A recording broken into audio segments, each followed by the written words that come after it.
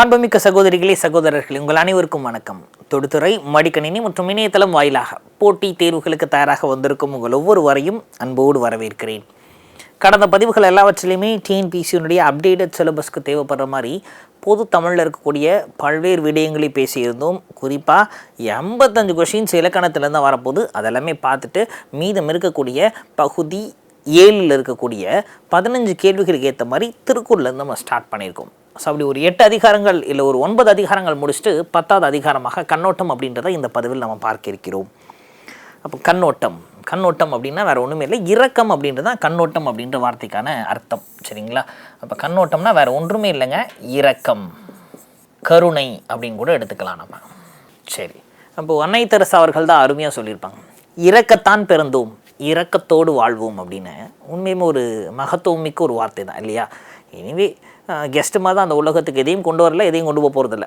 இறக்கிறதுக்கு தான் பிறந்தோம், யாருமே இறக்காமல் நான் இங்கே இருப்பேன்னு சொல்ல முடியாது. அதுவரை இரக்கத்தோடு வாழ்வோம் அப்படின்னு சொன்ன அன்னை தெரசா மாதிரியே 2000 ஆண்டுகளுக்கு முன்பாகவே இரக்கத்தை பற்றி வள்ளுவர் என்னென்ன விடயங்களை இந்த அதிகாரத்தில் சொல்லியிருக்கிறார் அப்படின்றத நம்ம பார்ப்போம். இந்த கண்ணோட்டம் அப்படின்ற அதிகாரம் பொருட்பாலில் அரசியலில் வகிக்கப்பட்டிருக்கிறது. சரிங்களா? அப்போ இயல் அரசியலில் கண்ணோட்டம் இடம்பெறுகிறது. கண்ணோட்டத்தினுடைய முதல் திருக்குறளாக நாம் பார்க்கக்கூடியது, கண்ணோட்டம் என்னும் களி பெருங்காரிகை உண்மையான் உண்டு இவ்வுலகு. அருமையாக புரியுது, டீக்கோ தான் பண்ணுறோம் நம்ம. அப்போ கண்ணோட்டம்னா இரக்கம் என்னும் களி பெரும் காரிகை அப்படின்றாங்க. களி என்ன இது பாருங்கள், அந்த களி அப்படின்றது உரிச்சொல், அப்படி தானேங்க, உரிச்சொல். அப்போ மிகப்பெரிய அப்படின்னு அர்த்தம். களி பெரும்னா மிகப்பெரிய, காரிகை அப்படின்னா அழகு அப்படின்னு அர்த்தம். சரிங்களா? எஸ். அப்போ கண்ணோட்டம் அப்படின்றதான் இந்த உலகத்தின் மிகப்பெரிய அழகு உண்மையான் உடையதால். அப்போ கண்ணோட்டம் இருப்பதால் உண்டு இவ்வுலகு. அப்போ கண்ணோட்டம் தாங்க உலகத்திலே மிகப்பெரிய அழகு. இறக்கம்தான் பெரிய அழகாம். அந்த அழகு இருக்கிறதுனால தாங்க உலகம் இன்னைக்கும் இயங்கி வருகிறது அப்படின்னு சொல்கிறாரு. இப்படி அடுத்த திருக்குறளை நோக்கி பயணிக்கிறோம். கண்ணோட்டத்து உள்ளது உலகியல் அஃதிலார் உண்மை நிலக்கு பொறை. அருமையாக சொல்லியிருக்கிறார்ல, கண்ணோட்டத்து உள்ளது உலகியல். அப்போ கண்ணோட்டத்தால் தான் இந்த உலக இயல்பு இருக்கிறது. அப்போ உலகத்தின் இயல்பே பசியோடு யாராவது இருக்காங்க, இல்லை ரொம்ப வறுமையின் பிடியில் இருக்காங்கன்னா அவங்களுக்கு இறக்கப்படணும் அப்படின்றது தான் சொல்லிட்டு அஃதிலார். அப்போ கண்ணோட்டம் இல்லார், இறக்கப்படாதவங்க உண்மை நிலக்கு பொறைன்றாங்க. நிலம்னா இந்த பூமி, பொறை அப்படின்னா பொறுமை. அப்போது நிலம் பொறுமையாக தாங்கிட்டு இருக்குன்றார். அப்போ இன்டைரக்டாக எப்படி சொல்ல வர்றாருன்னா, கண்ணோட்டம் இல்லாதவர்கள் இந்த நிலத்துக்கு யூஸே இல்லை, பிரயோஜனமே இல்லை, பயன் இல்லாதவர் அப்படின்னு சொல்கிறார். ரொம்ப தாங்கிக்கிட்டு இருக்குப்பா, அவனால் பிரயோஜனமே இல்லை அப்படின்னு சொல்கிறார். புரியுதுங்களா? பார்ப்போம் பாருங்க. அப்போ கண்ணோட்டத்து உள்ளது உலகியல். இந்த உலகம் கண்ணோட்டத்தால் தான் இயங்குகிறது. உலகத்தின் இயல்பே இறக்கப்படுறது தான். அந்த இரக்கம் இல்லாதவர்கள் உண்மையிலேயே இந்த நிலத்திற்கு பிரயோஜனம் இல்லாதவர்கள். நிலம் பொறுமையாக அவங்கள தாங்கிக்கிட்டு இருக்கு, பிரயோஜனமே இல்லைன்னு தாங்கிக்கிட்டு இருக்கு. சரிங்களா? அடுத்த திருக்குறள், பண் எனாம் பாடற்கு இயை பின்றேல் கண் எனாம் கண்ணோட்டம் இல்லாத கண். அப்போ பண் அப்படின்னா இசை. அப்போது இசை அப்படின்றது பாடலுக்கு இயை பின்றேல். இசை அப்படின்றது பாடலுக்கு மேட்சாக இருக்கணும், பாடலுக்கு இயை சேர்ப்பதாக இருக்க வேண்டும். அதே மாதிரி தான் கண் என்னாம், கண்ணுன்னு இருந்ததுன்னா கண்ணோட்டம் இல்லாத கண். எப்படி இசை பாடலுக்கு மேட்சாக இருக்கணுமோ அதே மாதிரி கண்களுக்கு இரக்கம் இருக்க வேண்டும். இரக்கமே இல்லைன்னா அதெல்லாம் என்னப்பா கண்ணு அப்படின்னு சொல்கிறாரு. சரிங்களா? ஸோ இப்போ இங்கே பாருங்கள், 2 விஷயத்தை கம்பேர் பண்ணியிருக்கிறார். எடுத்துக்காட்டு உண்மையினு எக்ஸாம்பிளாக சொல்லலாம். சரிங்களா? ஆமாம், ஒரு இசை அப்படின்றது அந்த பாடலோடு பொருந்தினால்தான் கேட்பதற்கு நண்பாக இருக்கும். அதே மாதிரி கண்கள் இருக்கிறவங்களுக்கு இரக்கத்தோடு பொருத்தமாக இருந்தால்தான் அது கண்கள் அப்படின்னு சொல்கிறாரு. அடுத்த திருக்குறள், உளப்போல் முகத்து எவன் செய்யும் அளவினால் கண்ணோட்டம் இல்லாத கண். பயங்கரமாக சொல்கிறார்ல. இப்போ இல்லை நமக்கு புரியுது, கண்ணோட்டம் இல்லாத கண். அப்போது இறக்கமே படாதவர்களுடைய கண்கள் சொல்லிட்டு எப்படி சொல்கிறார் பாருங்க, உழல் போல் முகத்து எவன் செய்யும் அளவினால். அப்போது இது அளவினால் இங்கே சேர்த்துக்குவோம். அப்போது அவர் கண்ணோட்டம்னா இறக்கம், அதுக்காக ஒருத்தன் ஹெல்ப்புன்னு கேட்குறான், சொத்தையே எழுதி வைக்க சொல்லலை, அளவினால் கண்ணோட்டம்ன்றார். வார்த்தை முக்கியம் இல்லையா? அப்போ நம்மளால் எவ்வளோ செய்ய முடியுமோ அந்த அளவில் நாம் இரக்கம் செய்யணும். அந்த அளவு கூட செய்ய முடியாதவன் உளப்போல் முகத்து எவன் செய்யும் அப்படின்றாங்க. சரிங்களா? எஸ், உளப்போல் இருக்குப்பா, என்ன இருக்கான், முகத்து எவன் செய்யும். அப்போ முகத்தில் அவனுக்கு கண் இருக்குது, அதனால் பிரயோஜனம் என்ன அப்படின்னு சொல்கிறாரு. திட்டுறாரு. தெரியுதுங்களா? அப்போது மாற்றி வாசிக்கிறேன் பாருங்கள். ஃபஸ்ட் எடுத்தோன்னே இங்கே வாசிக்கிறோம், அளவினால் கண்ணோட்டம் இல்லாத கண். அப்போது தகுந்த அளவில் அள்ளி கொடுக்க சொல்லலை, இறக்கப்பட்டு கொஞ்சம் கூட கொடுக்க முடியலன்னா உனக்கெல்லாம் கண் இருந்தாலும் பிரோஜனம் இல்லை அப்படின்னு சொல்கிறார். இருக்க மாதிரி தெரிஞ்சு ஆனால் பிரோஜனம் இல்லை. அடுத்த திருக்குறள், கண்ணிற்கு அணிகளம் கண்ணோட்டம் அஃதின்றேல் புண் என்று உணரப்படும். அப்போ கண்ணிற்கு அணிகளம்ன்றாங்க. அணிகளம்னா அழகு. அப்போ கண்ணுக்கு அழகு கண்ணோட்டம். கண்ணுக்கு அழகு இறக்கப்படுறது தானா? அஃதிலார் அப்படி இல்லையா, இறக்கம் இல்லையா? புண் என்று உணரப்படும். புண்ணுனா வடு அப்படின்னு அர்த்தம். வடு அப்படின்னா தழும்பு. அப்போ முகத்தில் ஏதோ 2 தழும்பு இருக்க மாதிரியா கண். அப்போது கண்ணுன்னு ஒருத்தனுக்கு இருந்துச்சுன்னா அதில் இரக்கம் தான் அந்த கண்ணிற்கு அழகு அப்படின்னு சொல்கிறாரு. சரிங்களா? அப்படி இல்லையா, அது கண்ணே கிடையாது, அது வடு அப்படின்றாரு. அடுத்தது, மண்ணோடு இயைந்த மரத்தானையர் கண்ணோடு இயைந்து கண் ஓடாதவர். சரிங்களா? மண்ணோடு இயைந்த மரம் அணையர் அப்படின்றாங்க. அப்போது என்ன சார், அந்த மரம் அப்படின்றது மண்ணோடு இணைந்து தான் இருக்க வேண்டும். மரம் கெட்டியாக பிடிச்சிக்கல அப்படின்னா மரம் சாஞ்சிரும். அப்படி தானேங்க?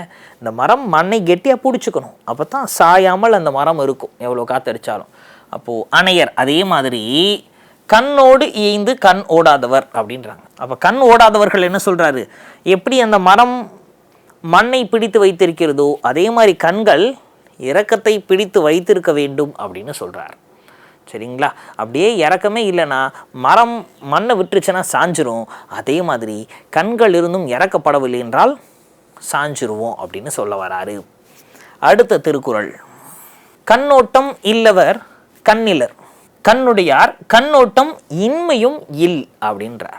ரொம்ப அருமையாக தான் சொல்லியிருக்கிறார். அப்போ கண்ணோட்டம் இல்லார் கண் இலர். அப்போ கண்ணோட்டம்னா இரக்கம். இரக்கம் இல்லாதவர்களுக்கு கண்களே இல்லாதவர்னு அர்த்தமா, குருடன் அர்த்தம்ன்றார். இரக்கமே இல்லாதவன் கண்களே இல்லாதவனா. அடுத்து பாருங்க, கண்ணுடையார். அப்போ கண்கள் உடையவர் கண்ணோட்டம் இன்மையுள் இல் அப்படின்றாங்க. இன்மைனா வறுமைன்ற அர்த்தம் எடுத்துக்கலாம், இல்லாமல்னு எடுத்துக்கலாம்.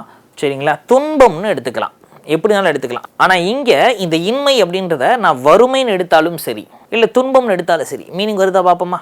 அப்போ கண்ணுடையார் கண்ணோட்டம் துன்பத்தில் இல்லை அப்படின்றாங்க. இது கொஞ்சம் உரை மாற்றி எழுதுகிற மாதிரினா, கண் இருக்கிறவங்களுக்கு இரக்கம் துன்பத்தை கொடுக்காது அப்படின்னு அர்த்தம். இல்லை இந்த இன்மைன்ற வார்த்தையை நான் துன்பமாக எடுத்துக்கிட்டேன்னா அப்படி சொல்லிக்கலாம். சரிங்களா? இல்லை சார், இதை நான் வறுமைன்னு எடுத்துக்கிறேனே, வறுமை அர்த்தம் தானே? ஆமாப்பா. பாருங்க, கண்ணுடையார் கண்ணோட்டம் வறுமையில் அப்படின்னாங்க. கண் இருக்கிறவங்க அவங்க இறக்கப்படுறது ஒன்றும் அவங்களுக்கு வறுமையை தந்துடாது, வறுமையெல்லாம் இருக்காது அப்படின்னு சொல்ல வராது. சரிங்களா? கிளியராக இருக்கிறோமா? புரிஞ்சிச்சா? மீண்டும் ஒரு முறை வாசிக்கிறேன். எளிமையான திருக்குறள் எப்படி டீகோட் பண்ணுறோன்னு கற்றுக்கங்க.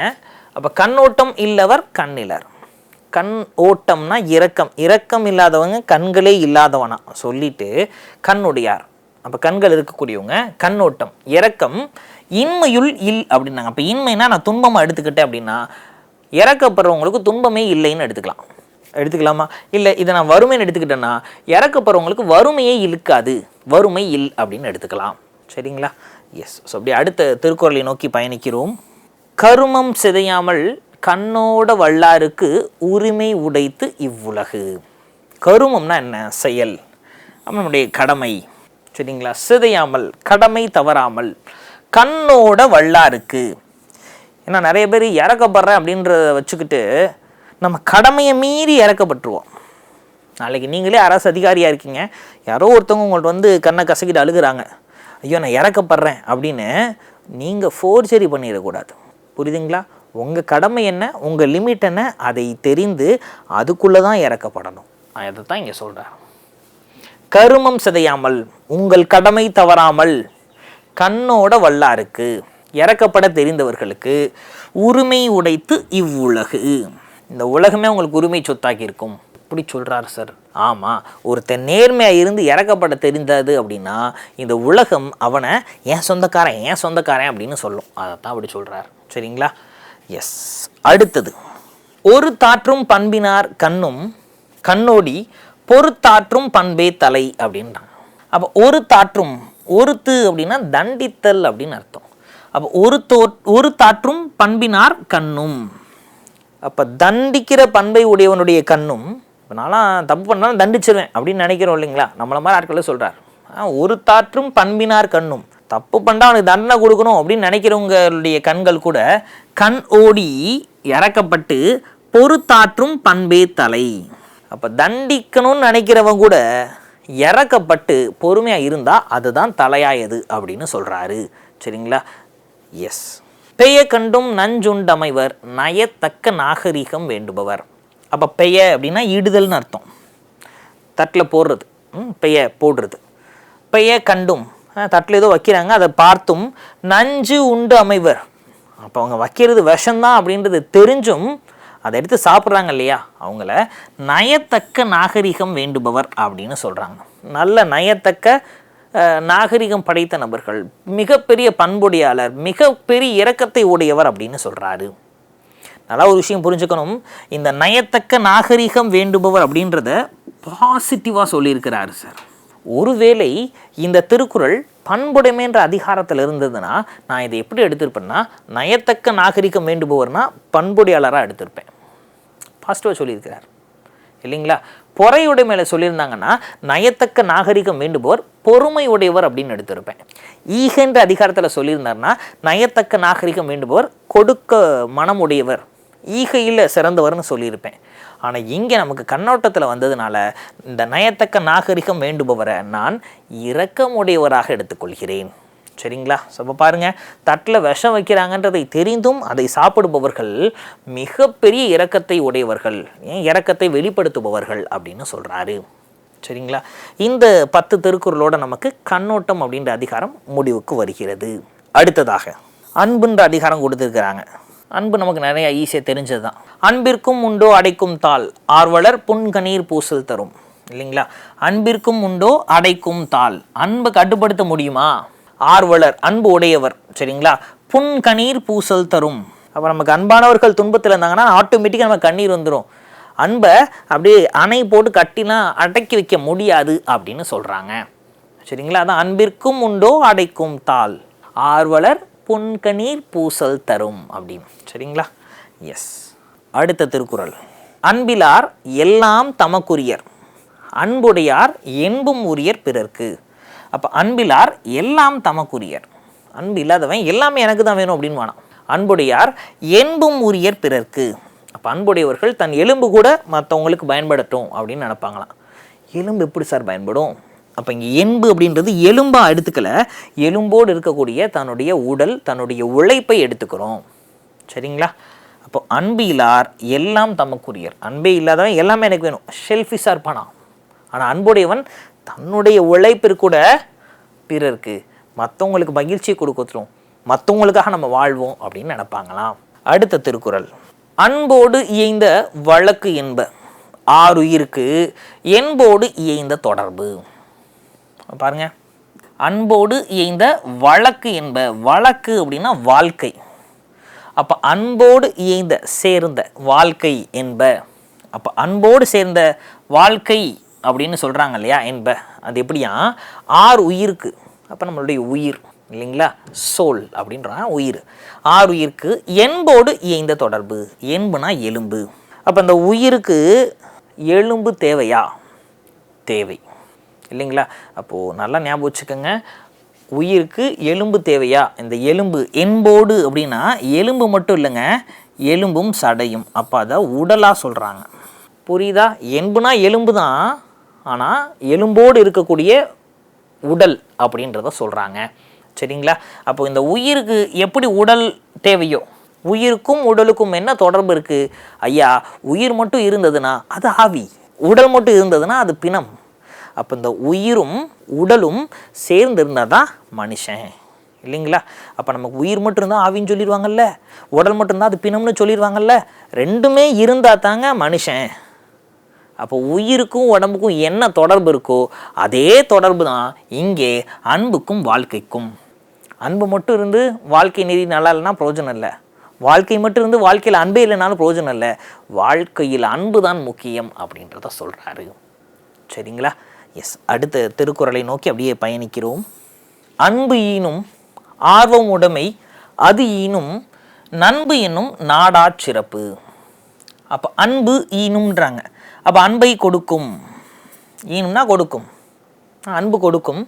ஆர்வம் உடைமை, அப்போ அன்பையும் கொடுக்கும் ஆர்வத்தையும் கொடுக்குமா. அது ஈனும் நண்பு என்னும் நாடா சிறப்பு.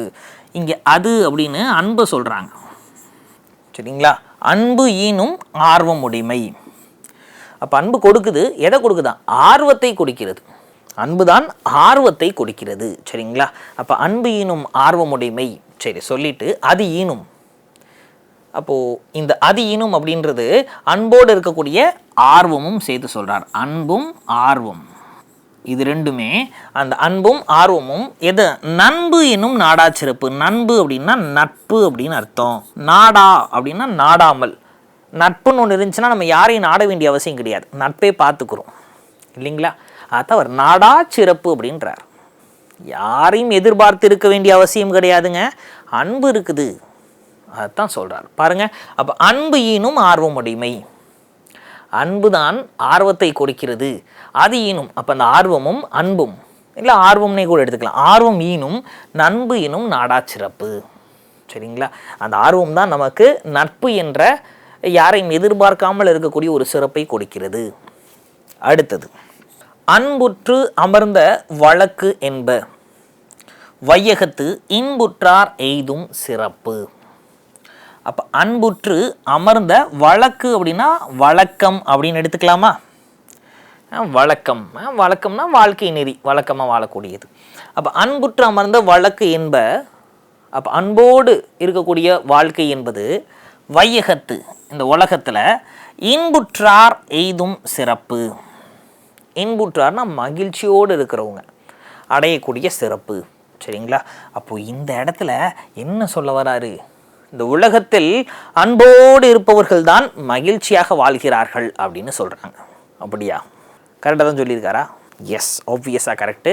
நாம் அன்போடு இருந்தால் தான் அடுத்தவங்களை பார்த்து பொறாமப்பட மாட்டோம், மற்றவர்கிட்ட கோபப்பட மாட்டோம், கெடுதல் நினைக்க மாட்டோம், தீமை நினைக்க மாட்டோம். அப்போ இதெல்லாம் இல்லைனாலே வாழ்க்கை மகிழ்ச்சியாக இருக்கும்ல. நம்ம அப்பப்போ ஏன் மகிழ்ச்சி இழக்கிறோம், அவெல்லாம் பாஸ் ஆகிட்டான், அவெல்லாம் அப்படி டெவலப் ஆகிட்டான், அப்படி இருக்கான்னு பொறாமப்பட்டு வயிற்றுச்சப்பட்டு நம் மகிழ்ச்சி இழப்போம். ஒன்று இல்லைன்னா இன்னொருவரை பார்த்து கோபம், சினம், கோபப்பட்டு மகிழ்ச்சி இழந்துருவோம் இல்லைங்களா.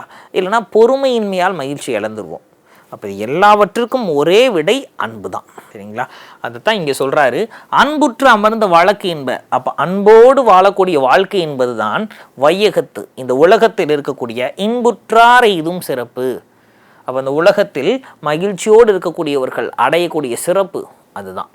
அப்போ அன்போடு இருக்கிறவங்க அடையக்கூடிய சிறப்பு மகிழ்ச்சியை, வாழ்க்கை ஃபுல்லாக அவங்க மகிழ்ச்சியாக இருப்பாங்க அப்படின்னு சொல்கிறாரு.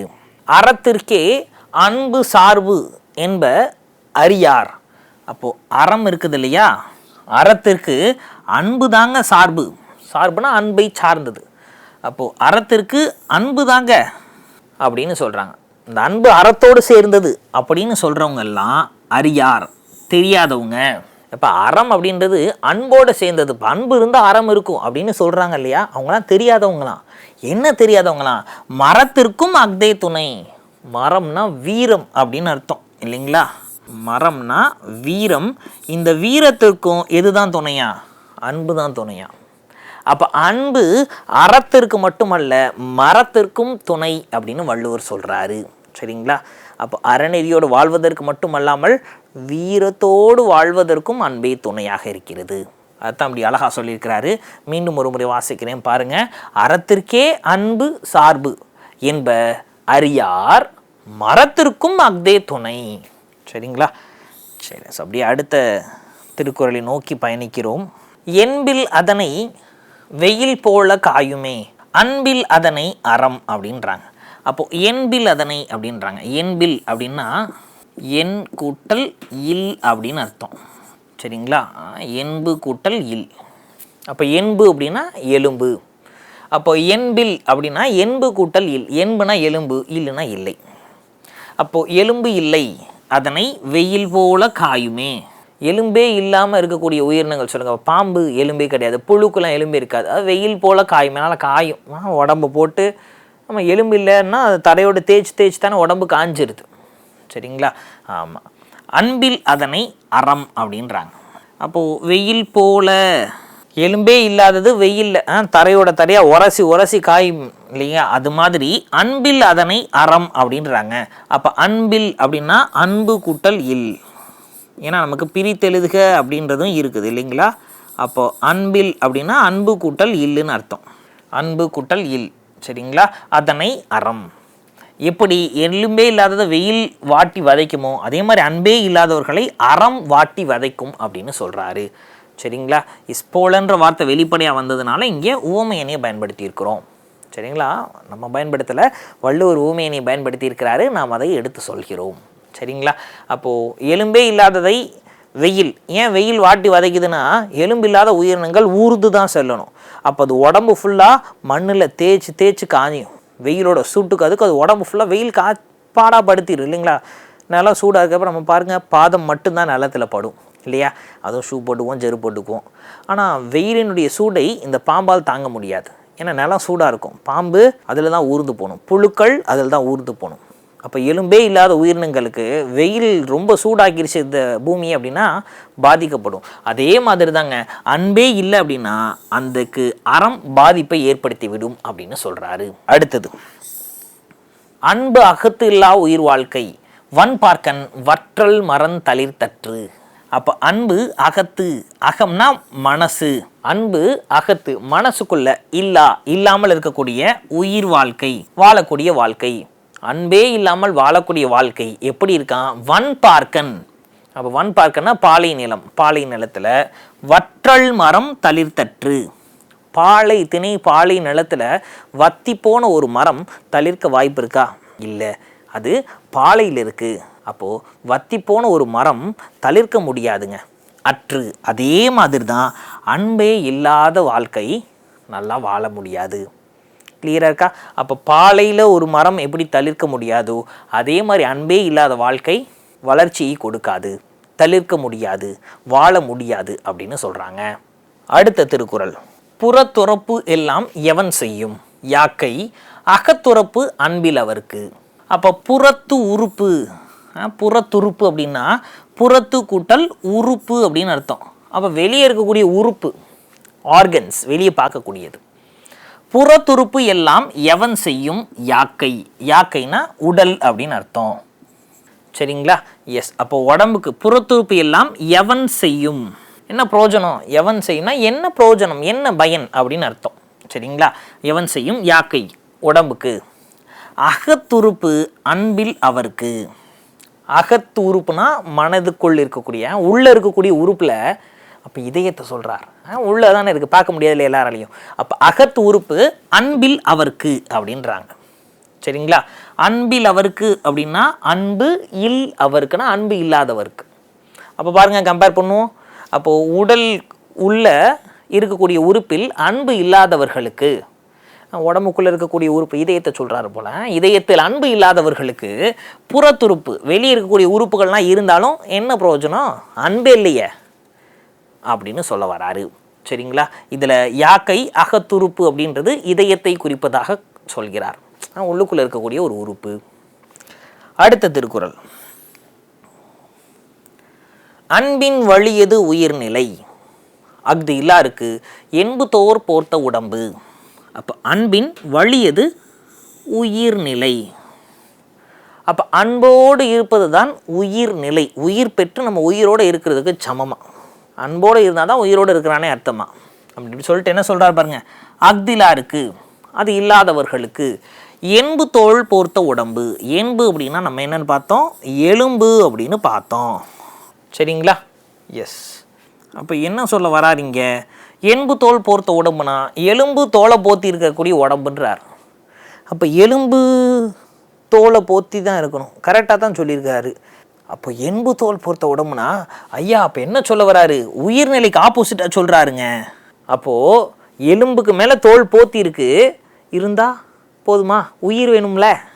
அப்போ எப்படி சொல்கிறாரு, அன்போடு இருக்கிறதாங்க உயிரோடு இருக்கிறதுக்கு சமம். அன்பே இல்லை அப்படின்னா வெறும் எலும்பு உடம்புல போத்தி இருக்கு, எலும்புக்கு மேலே தோல் போத்தி இருக்கு, பிணம் அப்படின்னு அர்த்தம் அப்படின்னு சொல்ல வராரு. சரிங்களா. எஸ். ஸோ இப்போ இந்த 10 திருக்குறளோட நமக்கு அன்புடைமை அப்படின்ற அதிகாரம் முடிவுக்கு வருகிறது. சரிங்களா? அப்போது எதோடு இது இருப்பது தான் உயிருள்ள உடல் என வள்ளுவர் குறிப்பிடுகிறார். அன்போடு இருப்பது தான் உயிருள்ள உடல் அப்படின்னு சொல்கிறாரு. அன்பு இல்லைன்னா உயிரே இல்லைன்னு சொல்கிறாரு. சரிங்களா?